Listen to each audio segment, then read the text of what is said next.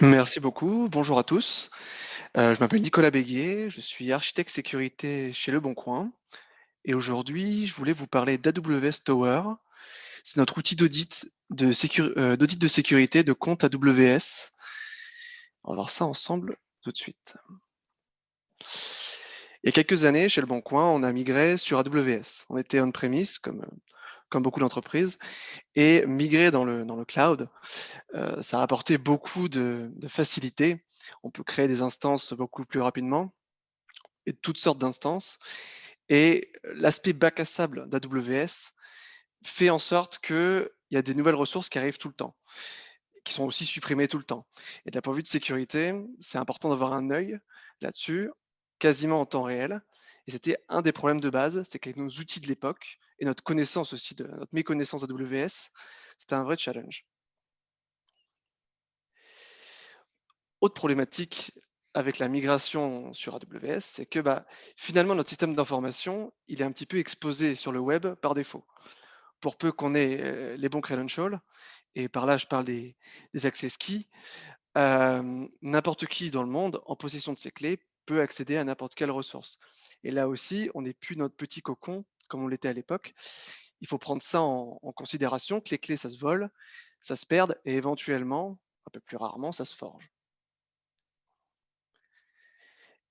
Et enfin, la dernière problématique, c'est que dans tous les systèmes d'information, il y a des instances qui ont beaucoup de droits. Il y aura toujours telle instance, ou tel asset d'un point de vue générique, qui a vraiment la base de données de production, par exemple, ou l'instance qui permet de déployer les configurations. Toutes ces choses, ces assets qui ont beaucoup de droits, on est obligé de les avoir dans un système d'information. Il faut essayer de les cacher au maximum, il ne faut pas les exposer sur le web, mais il faut aussi avoir en visibilité comment un attaquant peut faire pour y accéder. Donc, c'est ce que j'appelle donc se protéger et se connaître les mouvements latéraux.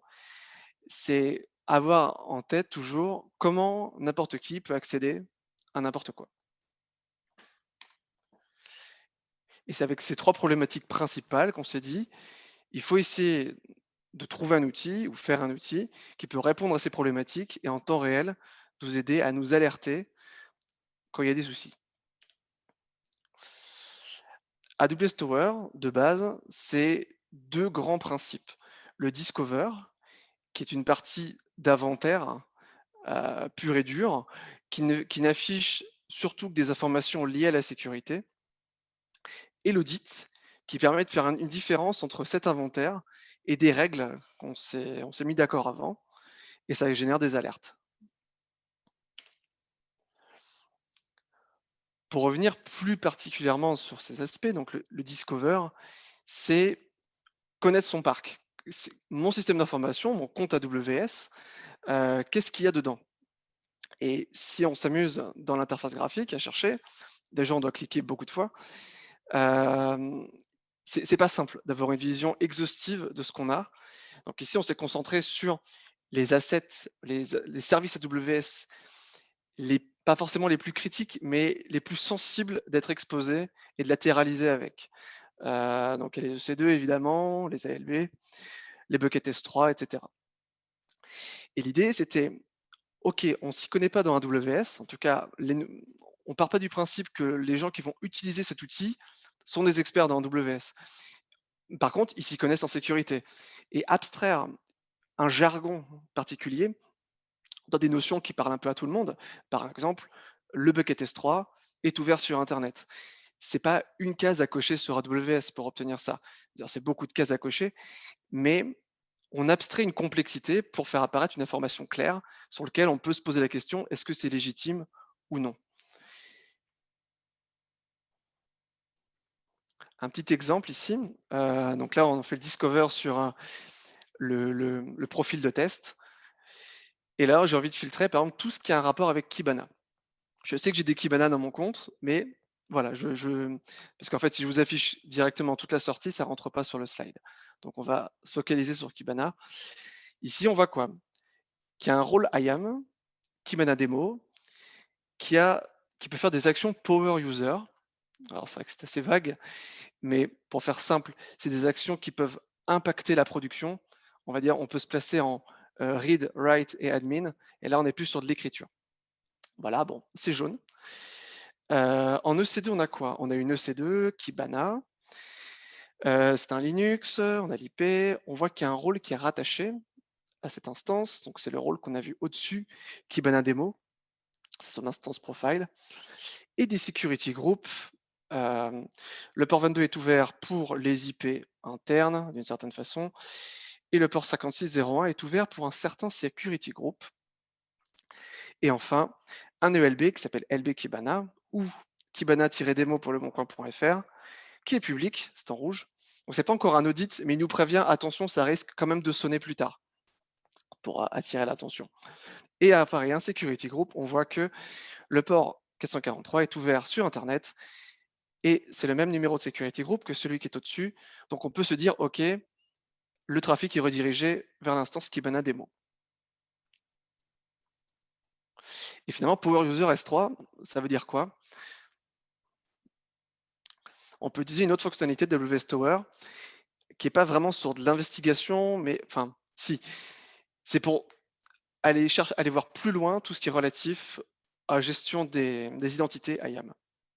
Ici, on lui dit en source Kibana Demo, montre-moi ce que tu as à montrer. On a un petit descriptif. Alors, ça va chercher les informations un peu à droite à gauche sur AWS, parce qu'un rôle, c'est pas seulement une définition de ce rôle. Parfois, le rôle hérite de d'autres informations à droite à gauche. Donc, c'est une compilation qui est un peu obscure. Enfin, pas, AWS le fait de façon un peu plus obscure, en tout cas. Donc, dans ce que l'outil arrive à récupérer, il compile toutes ces actions et il nous montre, OK, celle-ci, abort multifile, multipart upload et put object, c'est pas la lecture, c'est quelque chose qui ressemble à l'écriture ou de la destruction. Donc elles sont considérées comme power user. Et tout le reste des actions, alors finalement, il y a des actions qui sont quand même un petit peu sensibles là-dedans. On peut voir qu'il peut faire du list bucket, du S3 list bucket et du S3 get object indirectement. Cette instance peut lister tous les buckets S3 et obtenir tous les objets. Donc, c'est pas éventuellement, on n'a peut-être pas envie que ça se passe. Et ensuite, en dessous, on peut utiliser le IAM Policy Simulator d'AWS et lui demander vraiment directement, Kibana Demo, est-ce que vraiment il peut S3 Object toutes les ressources? Et là, l'outil d'AWS qui lui fait une vraie compilation au sens AWS et donne la réponse est oui, cette instance, enfin ce rôle, pardon, peut faire ces actions. Et ça peut aider pour certains scénarios ou pour valider certaines choses, puisque parfois les règles ne sont pas aussi écrites aussi simplement. Parfois il y a des étoiles, des choses qui ressemblent à des regex. Donc c'est compliqué à lire. Et quand on a tout cet inventaire, on est content et on définit ensemble, administrateur, le produit aussi qui a son mot à dire, c'est qu'est-ce qu'on veut sur notre système d'information. Est-ce qu'on veut qu'un bucket S3 soit ouvert sur Internet? Est-ce qu'on ne veut pas le faire autrement? Sur plein de petits points de détail, alors ça va surtout concerner les admins, on écrit des règles, c'est ce qu'on a fait il y a 2 ans et demi à peu près, spécifiques au Bon Coin. Et quand on a eu terminé, au final, on s'est dit, bah, elles sont pas spécialement spécifiques au Bon Coin. N'importe qui peut les utiliser. En gros, on n'a pas envie que quelque chose soit public sur internet, sauf, et même si c'est le cas, on a envie d'être averti. C'est à peu près ça la réalité. Et ces règles, donc l'outil est open source, les règles le sont aussi, et ça permet de mettre en évidence notre inventaire. Qu'est-ce que j'ai écrit ici? Oui, bon, bref, ça fait une différence entre l'inventaire et les règles, ça créera des alertes. Alors, j'essaie de montrer un petit peu les règles qu'il y a sur AWS Tower. Il y a des règles qui sont très génériques, qui sont appliquées à toutes les ressources, ou presque. C'est si l'asset est public, selon ses propres critères, je veux être alerté.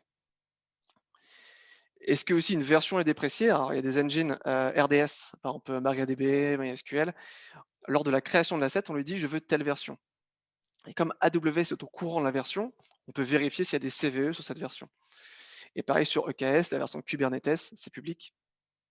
On peut être alerté si vous utilisez la version 1.19 de Kubernetes, dommage, il y a la 1.23 qui est actuelle, essayez de mettre à jour, ce serait pas mal. Les EC2, donc compilation des security groups, et on vérifie un petit peu les, les plages IP qui sont utilisés, les ports, est-ce qu'on n'a pas mis étoile vers étoile, des choses comme ça. Les rôles IAM aussi qui sont rattachés aux instances, parce qu'une instance EC2 qui a trop de droits, la plupart du temps, on n'a pas besoin d'avoir autant de droits. Et les clés SSH, lors de la création, AWS nous propose de rajouter une clé SSH qu'il génère ou pas à la volée, mais il est très fort pour, enfin, CloudFormation est très fort pour déployer des clés, mais ils ne savent pas supprimer les clés. Et ça nous gêne un petit peu chez Le Bon Coin. C'est que les clés SSH qui ont plus de 6 mois sur une instance EC2, elle est passée où cette clé SSH? Qui l'a eu entre les mains? Est-ce qu'elle n'a pas déjà leaké sur internet? Donc nous on bosse surtout avec des certificats SSH. Voilà, on fait des alertes si les clés sont trop vieilles. Par contre, si c'est que du ponctuel pour des instances, puis l'instance est détruite par la suite, l'attaquant normalement n'a pas vraiment le temps de, en tout cas le risque est accepté. Tout ce qui est VPC aussi, un attaquant, alors c'est fait assez rarement, mais s'il veut persister sur un compte AWS et qu'il a accès au VPC, il peut faire pas mal de choses. Il peut pirer son compte avec le compte de sa victime, donc c'est-à-dire en quelque sorte le réseau, le réseau interne de l'entreprise est routé vers son propre compte. Ça permet d'être assez discret. Les endpoint services, c'est les NLB qu'on souhaite afficher, publier sur d'autres comptes AWS. Là aussi, on essaye que ce soit sur des comptes qu'on connaît et pas des comptes inconnus. Et aussi, bah, éviter que quelqu'un crée une configuration VPN, parce qu'AWS permet de nous générer une conf VPN. Et si on la lance, on a directement les pieds dans le compte AWS. Et ça, si on ne le monitore pas, bah, quelqu'un pour débugger peut le faire et finalement, bah, c'est un peu perdu par la suite. On est assez sensibilisé à ça. Et bon, les rôles IAM, évidemment, il y a des rôles, des droits qui peuvent être forts, IAM 2 points étoiles, admettons, mais aussi des rôles, des actions qui sont dangereuses. Alors je les ai plus toutes en tête, mais les IAM pass role, par exemple, les actions qui permettent de créer des access keys depuis n'importe quel compte, n'importe quel rôle, pardon. Il y a toute une liste de rôles oh là là, d'actions qui sont dangereuses et sans faire exprès, on peut les rajouter des instances parce que ça dépanne le temps d'un test et faut être vigilant là-dessus. On va continuer un petit peu, on va faire un audit, de compte, toujours en filtrant sur les Kibana. Qu'est-ce qu'on voit? Bah, on a toujours le rôle IAM qui est power user sur S3. Ça crée une alerte de type medium. Kibana Demo, le C2, on a une alerte low, comme quoi les réseaux internes peuvent se connecter au port 22. Bon, généralement, vous ne la verrez pas cette alerte, mais je voulais l'afficher quand même. Et en medium, on a le C2 qui a des droits power user. Et enfin, le LB, attention, elle est ouverte au public sur le port 443. Là-dessus, ça peut nous alerter. On doit se poser des bonnes questions à chaque fois. Après, je vous parle beaucoup de monitoring et finalement, comment on a fait ça chez nous. Donc via la CLI, c'est ce que j'utilisais dans mes démos jusqu'au-dessus, c'est manuel. Vous avez une intuition, vous voulez voir un peu ce qui se passe, vous lancez la commande, vous avez la réponse. Si vous voulez l'industrialiser, ça peut être un peu plus compliqué. En tout cas, bon, il faut faire différemment. Nous, on utilise les lambda. On prend le moteur d'AWS Tower. Et tout ça, de toute façon, c'est dans le dépôt de code. Il y a les fichiers des lambda. On lance toutes les heures. Alors, ça peut paraître un peu espacé, mais au final, le temps qu'un humain traite la demande, on s'est dit que c'était un bon compromis, une fois par heure. Donc, une fois par heure, ça lance ça sur tous les comptes, puisqu'on a beaucoup de comptes chez Le Bon Coin. Et ensuite, ça envoie à chaque fois tous les findings vers Patrol. Patrol, il agrège tous ces findings liés à des assets. Donc là, qu'est-ce qu'on a sur notre compte?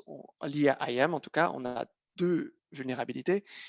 Un rôle qui s'appelle Analytics Role, qui est carrément admin, et un rôle qui est Kibana Demo, qu'on a vu précédemment, qui est Power User. Et quand un nouveau finding arrive sur Patrol, il nous génère une alerte.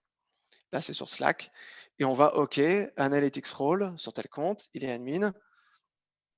Et là, on s'est fait des petits boutons pour directement interroger Patrol.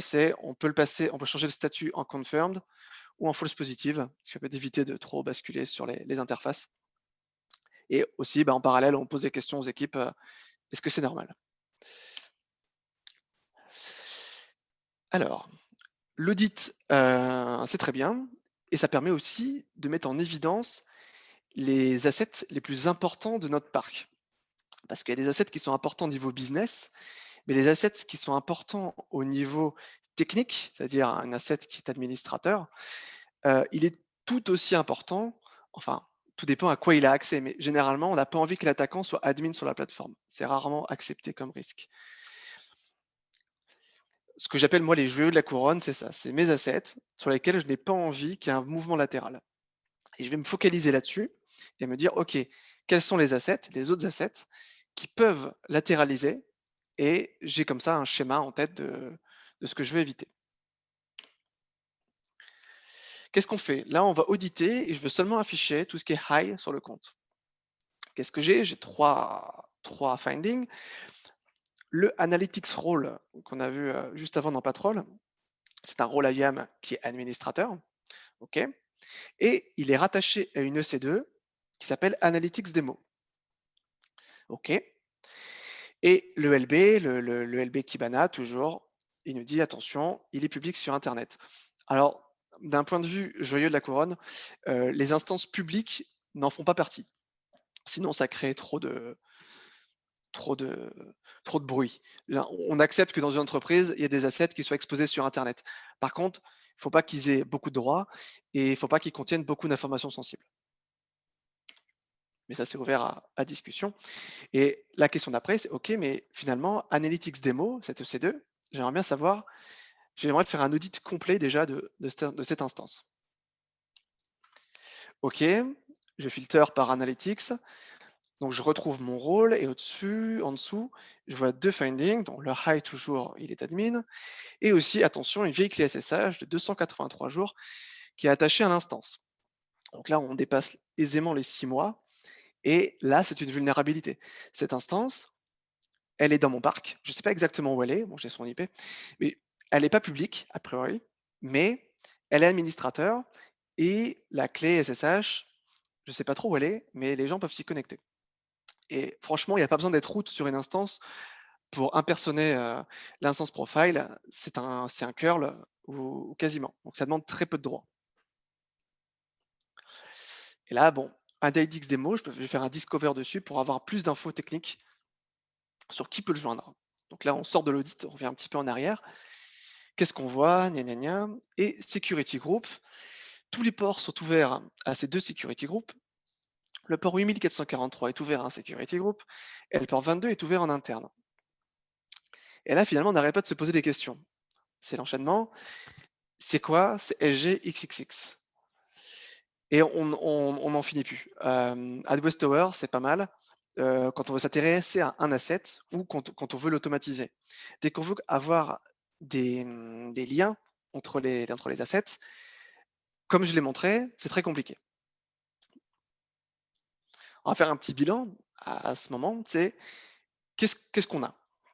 On a le Discover qui permet de lister les assets, une sorte d'inventaire avec des informations de sécurité. L'audit qui fait la différence entre cet inventaire et le set de règles qui a été défini. Et IAM qui permet d'investiguer un petit peu dans nos rôles. Et comme j'ai dit, on voit pas ce qui se passe dans le compte. On voit ce qu'il y a, mais on voit pas comment ils interagissent entre eux. Ce qui est un peu logique finalement. C'était pas dans le cahier des charges. Et il y a une nouvelle fonctionnalité qui a été rajoutée, c'est le draw. C'est cartographier les échanges. Alors les échanges en termes de ce qu'AWS peut voir, hein, il voit pas les flux, mais à partir du moment où on a des security groups, on a des rôles IAM, on peut créer des liens entre les assets. Et pour mon petit compte, ici, si on fait un draw, on a cette image qui est générée avec Python diagramme. Et il y a juste ça. C'est beaucoup plus parlant. On a quoi? Depuis Internet, il y a une instance publique qui est Kibana Demo pour le moncoin.fr qui a un lien avec le C2 Kibana Demo. Une petite pastille orange qui veut dire il y a des finding warning dessus et un petit muscle qui veut dire qu'elle a des droits supérieurs à la moyenne. C'est une instance qui est forte. Qu'est-ce qu'elle peut faire? Bah, elle impacte sur les buckets S3. OK. On revoit mon analytics démo ici, donc qui est rouge, parce que voilà, il y a des vulnérabilités. Enfin, il y a des findings qui sont high, Et le petit bonhomme malade qui veut dire attention, il y a des vulnérabilités. Par là, j'entends une clé SSH qui a plus de 6 mois, c'est une vulnérabilité à mon sens. Et elle a beaucoup de droits. Elle peut impacter les buckets S3, ok, mais aussi elle peut devenir administrateur AWS. Et elle n'est pas isolée cette instance. Pas comme le Logstash démo qu'on peut voir en haut. Lui, ok, il y a des findings, il est fort, mais a priori, d'après AWS Tower, il n'y a pas de lien. Donc, on peut imaginer qu'elle est isolée. Analytics Demo, ici, il y a un ELB qui est lié. Donc, éventuellement, n'importe qui depuis le LAN, depuis le Wi-Fi interne, peut accéder à une interface graphique d'Analytics Demo. Donc, il faut commencer à creuser un peu aussi, hein. Il n'y a pas toutes les infos. C'est le problème de la vulgarisation, c'est qu'on perd de l'information au final. Mais on voit qu'il y a un lien vers les administrateurs. Donc là, deux scénarios d'attaque nous sautent aux yeux à ce moment-là. C'est un attaquant externe qui veut compromettre Kibana Demo pour impacter tous nos buckets S3. L'impact n'est pas faible, mais il est moins faible que d'être administrateur AWS, et la vraisemblance est quand même assez haute. L'attaquant, c'est public, le Kibana, donc il a vraiment tout à y gagner à tenter. Par contre, cette deuxième scénario d'attaque, l'impact est maximal. Cependant, la vraisemblance, pour que l'attaquant soit en interne. Donc, soit il s'est bougé et il est venu dans les locaux, il a eu un accès au Wi-Fi, il a compromis le poste d'un employé ou il a déjà compromis un asset. Il y a des prérequis qui sont un peu plus difficiles à obtenir, mais ça n'empêche que c'est quelque chose qu'il faut traiter. Ce graphe, il a été généré comme ça. Tout d'abord, en base, on se dit, OK, c'est quoi mes joyaux de la couronne? C'est quoi mes instances où mon attaquant va vouloir compromettre en premier? Ici, donc, c'est les assets qui sont en high, ils sont mis ici. Donc, le Kibana Demo et l'Analytics Demo, ils sont au centre. Théoriquement, il y a aussi le Logstash Demo qui était aussi au centre, mais comme il n'y a pas eu d'interaction, il a été mis de côté. Ensuite, je regarde quels sont les assets publics. Je n'ai pas tous ces affichés, mais seulement les publics qui ont au moins un lien avec mes jeux de la couronne. Il n'y a qu'un seul qui a matché ici, c'est le LB Kibana, parce que j'en ai plein de sites publics dans mon compte. J'ai certainement un CloudFront pour afficher quelque chose, un WordPress, je ne sais pas. Mais là, celui-là, il permet de latéraliser directement, parce que c'est un reverse proxy, hein, sur mon Kibana démo. Après, j'affiche les ressources AWS sur lesquelles sur lesquelles il y a des liens qui sont quasiment administrateurs pour pas remplir l'écran de toutes les ressources AWS. Donc les buckets S3 et l'administration AWS ici sont les deux qui sont intéressés. Et enfin, les load balancers internes, faut pas les oublier, parce que finalement les attaquants internes, évidemment ça existe, et ça permet aussi de se rendre compte, ah ok, j'ai une interface d'administration de mon instance, je ne savais même pas qu'elle existait, et ça permet, peut-être que ça permet directement d'administrer AWS, j'en sais rien. Et ça, il faut faire appel à du pentest pour aller plus loin. Donc au final, le bilan de toutes ces fonctionnalités, c'est le Discover, l'audit et IAM, on a vu ce que ça faisait, et le Draw, ça fait le lien un peu entre tout ça, surtout entre le Discover et l'audit, et nous afficher d'un coup d'œil quels sont les scénarios les plus probables. Là encore, je le redis, c'est de la vulgarisation, ça simplifie le problème.